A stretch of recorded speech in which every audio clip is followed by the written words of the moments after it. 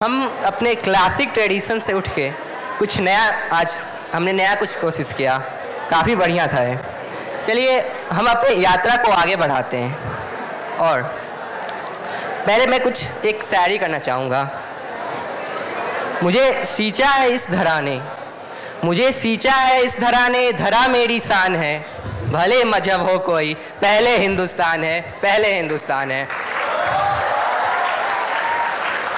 अब इसी हिंदुस्तान का एक लड़का आपके सामने कुछ बोलने आ रहा है। स्वागत कीजिए हमारे अगले परफॉर्मेंस एक स्पीच का। मैं हिंदुस्तानी बोल रहा हूँ। सुनो आवाज़ तुम दिल की, जरा गहराई से सोचो, तुम्हें क्या सच में लगता है कोई अपना पराया है? हुआ पैदा जो इस देश में, क्या बाहर से आया है? हुआ पैदा जो इस देश में बाहर से आया है, सभी का खून है इसमें शामिल, लगी कुर्बानियाँ सबकी, कि हमने हड्डियों को जोड़ के भारत बनाया है, कि हमने हड्डियों को जोड़ के भारत बनाया है। तुम्हें यह है अगर इससे तो इसको दिल से अपनाओ, अगर कोई पूछे मजहब तो हिंदुस्तान बतलाओ, कोई पूछे मजहब तो हिंदुस्तान बतलाओ। लोग कहते हैं 15 अगस्त 1947 को हमें आज़ादी मिली, किंतु सत्य तो यह है कि माँ भारती के वीर सपूतों ने अपने प्राणों का न्यौछावर करके छीन ली थी स्वतंत्रता, भगा दिया था उन गोरों को, मजबूर कर दिया था गोरों को देश छोड़कर भागने पर। जिस क्रूर ब्रिटिश साम्राज्य ने 200 वर्षों तक अत्याचार की सारी सीमाएं लांघ दी थी, जिस क्रूर ब्रिटिश साम्राज्य ने अत्याचार की सारी सीमाएं लांघ दी थी, द्वितीय विश्व युद्ध के पश्चात उनका अचानक से हृदय परिवर्तन होना केवल एक हास्यास्पद घटना है जिसका कोई साक्ष्य नहीं, वो भी तब जबकि वे द्वितीय विश्व युद्ध जीत चुके थे। जर्मनी और जापान जैसे देश ने अपने घुटने टेक दिए थे। 1956 में क्लेमेंट एटली भारत दौरे पर आए, वहाँ उनका बंगाल जाना हुआ, जहाँ बंगाल के गवर्नर ने उनसे पूछा, मिस्टर एटली 1942 में भारत छोड़ो आंदोलन ठंडा पड़ चुका था और उसके बाद कोई व्यापक आंदोलन हुआ भी नहीं, तो आप क्यों भारत छोड़कर चले गए, वो भी तब जबकि आप द्वितीय विश्व युद्ध जीत चुके थे? तो आपने अपना सामान बांध इंग्लैंड जाने का फैसला क्यों किया? He replied, role played by Netaji's army was paramount in granting India being independence. मतलब नेताजी की सेना ने हमें मजबूर कर दिया था भारत छोड़कर भागने पर। नेताजी सुभाष चंद्र बोस, माँ भारती के इस वीर पुत्र को हमारे पाठ्य पुस्तक में उतने भी शब्द नसीब न हुए जितने कि अंग्रेज़ों और मुगलों जैसों डकैतों पे हमने खर्च कर दिए। नेताजी का जन्म 23 जनवरी 1897 को कटक में हुआ था। इनके पिता का नाम जानकीनाथ बोस और माता प्रभावती दत्त थी। इन्होंने अपनी शुरुआती शिक्षा कटक से ही पूरी की। तदुपरांत 1913 में इन्होंने प्रेसिडेंसी कॉलेज में अपना नामांकन कराया। वहाँ वे बड़े ही नेशनलिस्ट और एक्टिविस्ट बने रहे। एक बार एक ब्रिटिश प्रोफेसर ने एक भारतीय छात्र के साथ दुर्व्यवहार किया, जिसके बाद नेताजी का उनसे झड़प हो गई और 1916 में उन्हें निष्कासित कर दिया गया। सुभाष मानते थे कि सबसे बड़ा अपराध नहीं अपितु अन्याय को सहना है और अन्याय का साथ देना है। तदुपरांत इन्होंने पितरादेश का पालन करते हुए ICS की परीक्षा हेतु लंदन चले गए और केवल 4 वर्षों की इस पढ़ाई को केवल 6 महीने में पूरी कर इन्होंने ICS में 4था स्थान प्राप्त किया। किंतु इस तपस्वी पुत्र ने ऐश्वर्य और वैभव के इस जीवन को छोड़कर अपने देश के सेवा हेतु अपना जीवन समर्पित कर दिया और खुद को झोंक दिया इस तपती भट्टी में।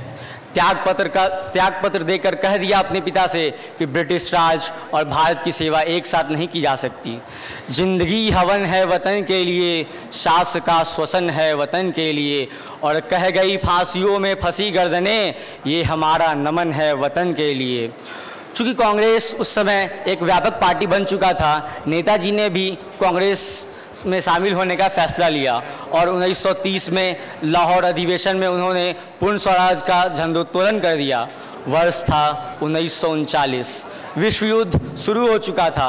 सुभाष का मत था कि यही समय है अंग्रेज़ों को भारत से खदेड़ फेंकने का, किंतु महात्मा गांधी राजी न हुए और फिर प्रेसिडेंट पोस्ट के लिए इलेक्शन कराए गए, जिसमें नेताजी भारी मतों से विजयी हुए।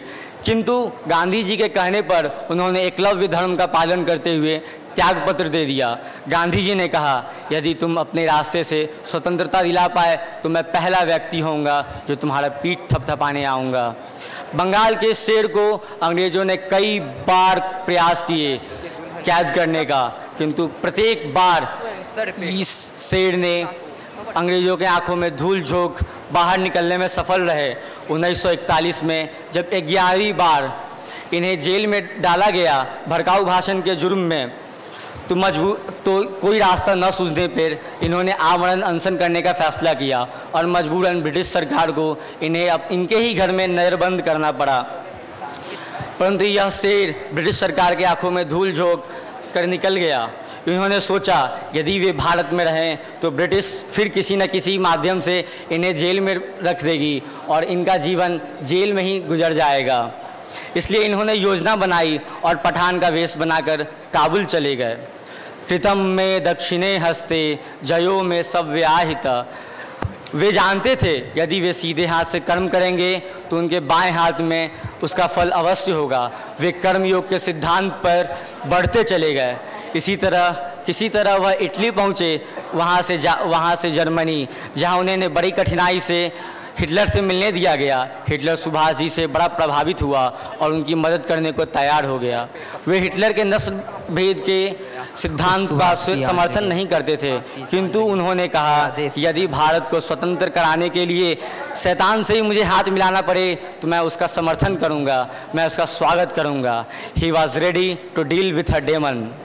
हिटलर ने ब्रिटिश इंडियन आर्मी के युद्ध बंदियों को इन्हें सौंप दिया। वहाँ से हिटलर ने अपनी निजी पनडुब्बी देकर इन्हें जापान भेजा, जहाँ जापानियों ने भी इनका गर्मजोशी से स्वागत किया और इन युद्ध बंदियों को इन्हें सौंप दिया। नेताजी ने उन्हें संबोधित करते हुए कहा, वह खून किस मतलब का जिसमें उबाल का नाम नहीं, वह खून कहो किस मतलब का आ सके देश के काम नहीं, वह खून कहो किस मतलब का जीवन न रवानी है। उस दिन सही सही लोगों ने खून की कीमत पहचानी, जो परवश होकर बहता है वो खून नहीं पानी है। उस दिन सही सही लोगों ने खून की कीमत पहचानी। बोले स्वतंत्रता की खातिर आज तुम्हें मरना होगा, तुम बहुत जीत चुके, अब आगे चलकर तुम्हें मरना होगा। आज़ादी के चरणों में जो जयमाल चढ़ाई जाएगी वह सुनो तुम्हारे शीशों के फूलों से गूंथी जाएगी। स्वतंत्रता का संग्राम कहीं पैसों पर खेला जाता है, यह शीश कटाने का सौदा नंगे सर झेला जाता है। आजानू बाहों ऊंची कर बोले, आजानू बाहों ऊंची कर बोले, रक्त तुम मुझे देना, बदले में भारत की आज़ादी तुम मुझसे लेना। हो गई सभा में उथल पुथल, सीने में दिल न समाते थे, स्वर इंकलाब के नारे कोसों तक सुनाई देते थे। बोले सुभाष आगे आए, जिसमें भारतीय खून बहता है, वह आगे आए जो खुद को हिंदुस्तानी कहता है। वह आगे आए जो इस पर हस्ताक्षर करता है, मैं कफन बढ़ाता हूँ, वो आगे आए जो इसे हंस कर लेता है। सारी जनता हुंकार उठी, हम आते हैं, हम आते हैं, माता के चरणों में अपना रक्त बहाते हैं। साहस से बढ़े युवक उस दिन बढ़ते ही चले जाते थे, चाकू छुरी कटारों से रक्त बहाते जाते थे, फिर उस रक्त की स्याही में अपनी कलम डुबाते थे और आज़ादी के परवानों पर हस्ताक्षर करते ही जाते थे। उस दिन तारों ने देखा हिंदुस्तानी इतिहास नया, उस दिन तारों ने देखा हिंदुस्तानी विश्वास नया, जब भारत के महारणवीरों ने लिखा इतिहास नया। नेताजी ने उन ब्रिटिश इंडियन आर्मी के अंदर बुझे राष्ट्र प्रेम को पुनः जागृत किया और गठन किया आज़ाद हिंद फौज का। जापानी सेना बर्मा को जीत चुकी थी। अब इन्होंने बर्मा के रास्ते भारत में घुसने की योजना बनाई। उधर अंडमान और निकोबार द्वीप भी नेताजी के कब्जे में था, जिसका उन्होंने पुनः नामकरण शहीद और स्वराज के नाम से किया। वहीं गठित हुआ हिंदुस्तान की पहली सरकार, आज़ाद हिंद सरकार, जिसे 27 देशों ने मान्यता दी और इसकी अपनी खुद की मुद्रा थी, इसकी खुद की शासन व्यवस्था और इसकी खुद की अपनी एक सेना थी।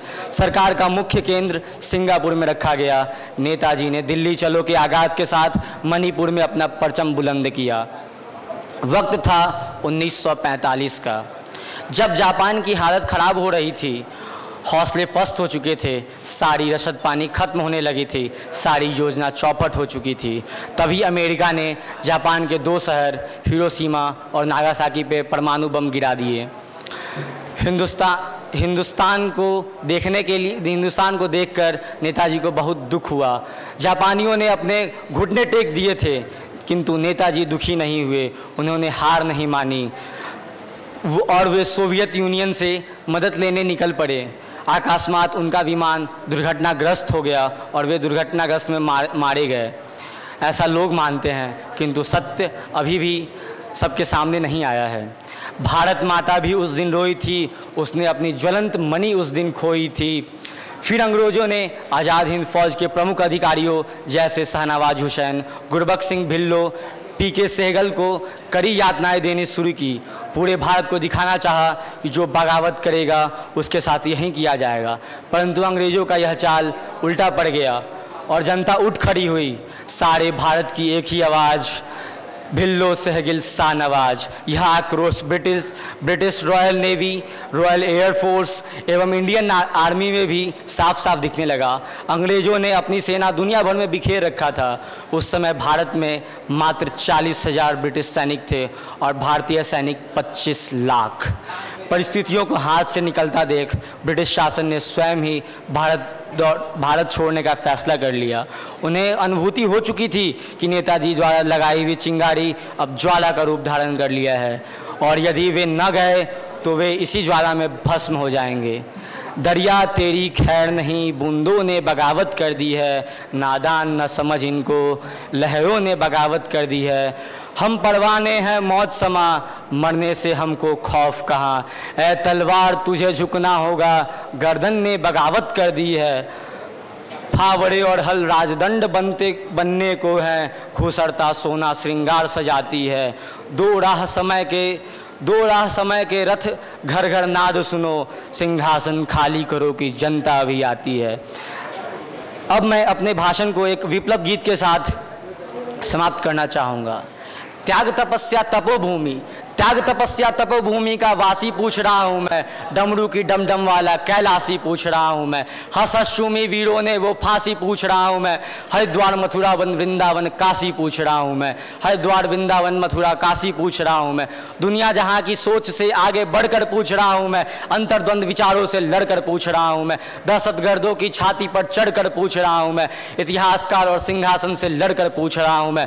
पूर्वजों के वीरता के कितने इतिहास पढ़ा डाले, ये महान हुए, वो महान हुए, इन्होंने ये किया, उन्होंने वो किया। अरे हमने क्या किया?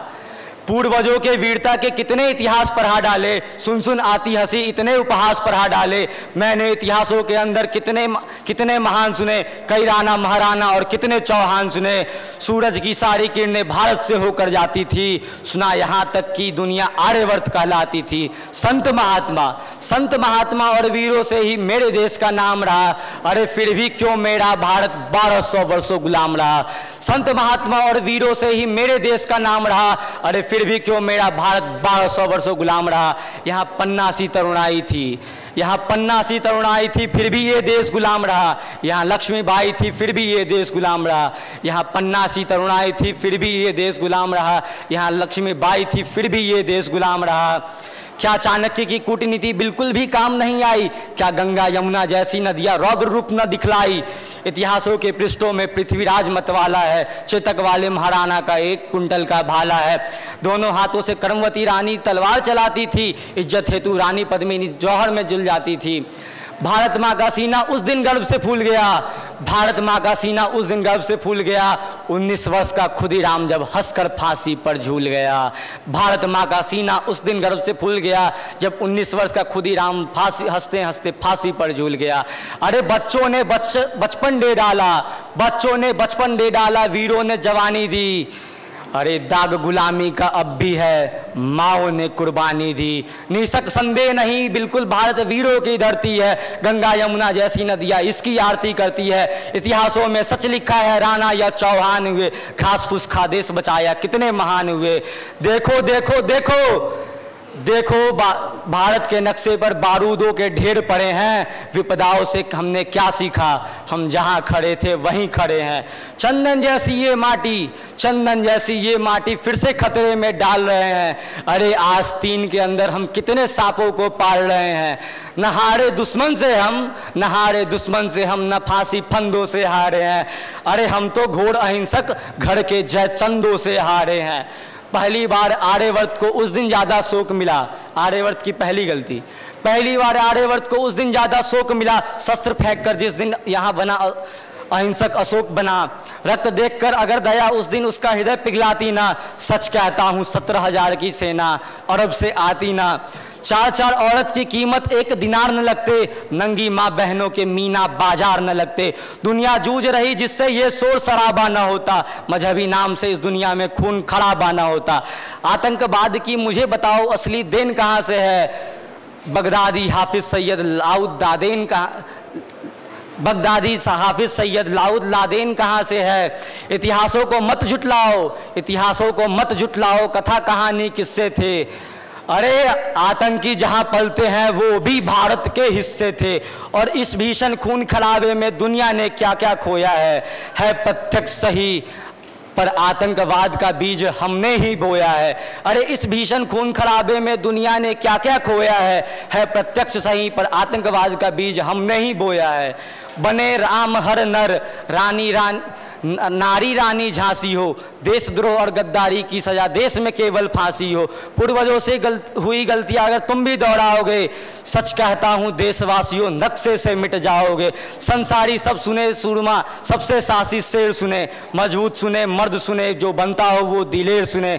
दिल वालों का स्वर्ग हूं मैं, गद्दारों का नरक मैं हूं, आर्यभट्ट का गणित मैं ही हूं, आयुर्वेद का चरक हूं मैं। बच्चे भी देश पर जान लुटाते, बच्चे भी देश पर जान लुटाते, अपनी यही कहानी है। वो लाखों सैनिक रखते हैं हम 1.25 अरब सेनानी हैं। वो लाखों सैनिक रखते हैं, हम 1.25 अरब सेनानी हैं। अविरल बहता माँ गंगा का पानी बोल रहा हूँ, और सुन ले विश्व समूचे, और सुन ले विश्व समूचे, हिंदुस्तानी बोल रहा हूँ मैं।